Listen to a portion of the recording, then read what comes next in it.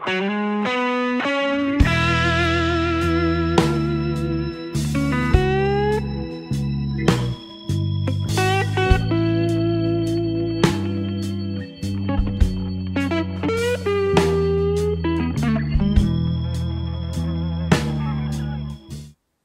guys, welcome back to the shed. Got a small job cropped up today. Shredder from the home office has stopped working, so I just want to pull it apart and see what's gone wrong. This unit should be able to do credit cards and multiple sheets. It claims to do up to 12 sheets at a time.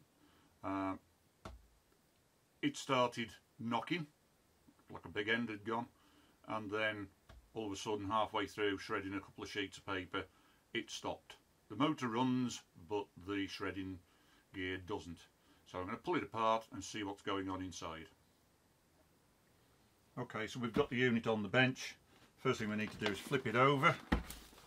It is unplugged, so I'm not going to electrocute myself. So we need a small posi drive screwdriver.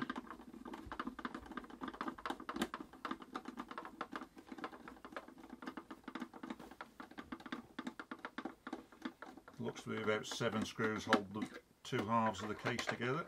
And it's not going to go for that one or that one.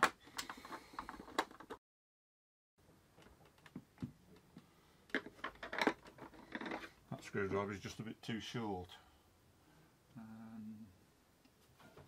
Let's try that one. That's better.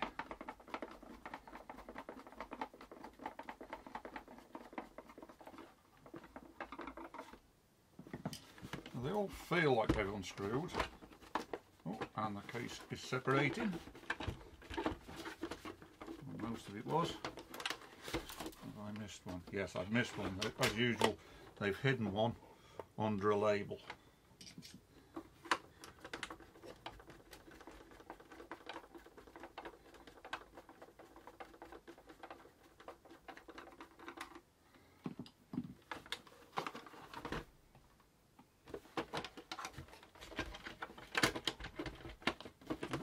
Hasn't fully unscrewed yet.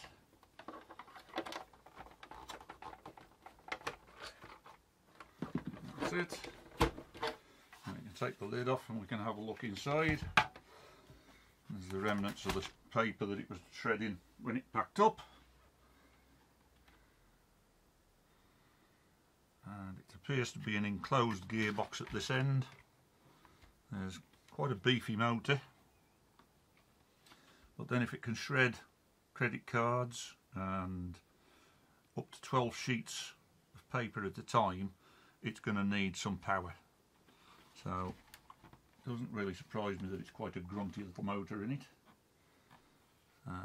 My suspicion is that it's a drive gear or a peg has broken inside this gearbox. So we'll see what we can do. There seems to be 1, 2, 3, 4, 5 screws that are obvious that hold the mechanism in. We'll get those out and see what's happening.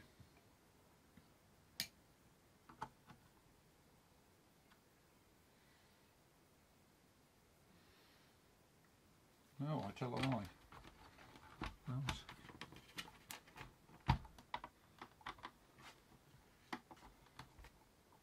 I think there's actually only 1 screw, not 5. Take that out. It looks like might be able to lift the mechanism out as a complete unit. And then the wiring, there's a safety switch in here that only closes when you put it on its receptacle, so that you can't run the motor and the mechanism while that is exposed, because then you could put your fingers in and do yourself some damage. So that switch actually appears to just be glued in place with a bit of hot glue. But the wiring all comes from there. That'll help. and tuck the wire in from there.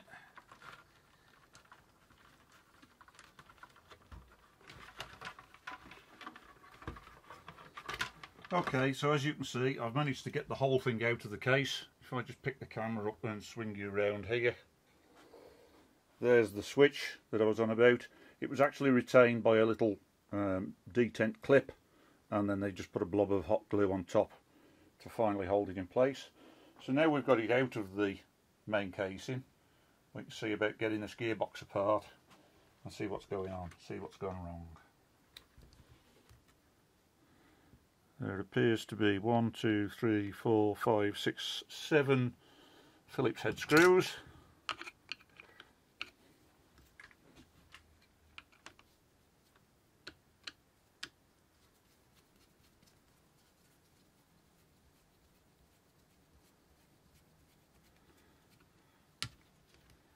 One.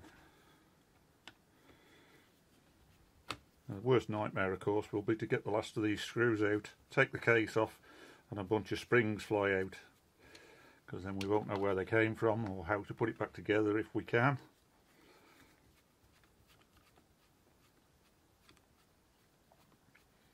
So the name of the game is, when we get to the last one, to just take it easy, hold the case so that hopefully it doesn't all fly apart in a flurry of springs and things.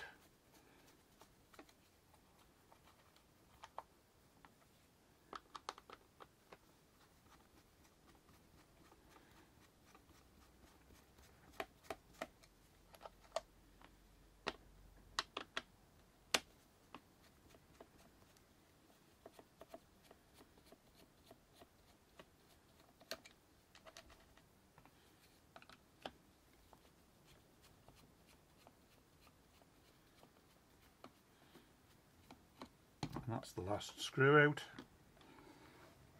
So now we'll just gently, with a flat blade screwdriver, see if we can just ease that apart. That's coming apart nicely.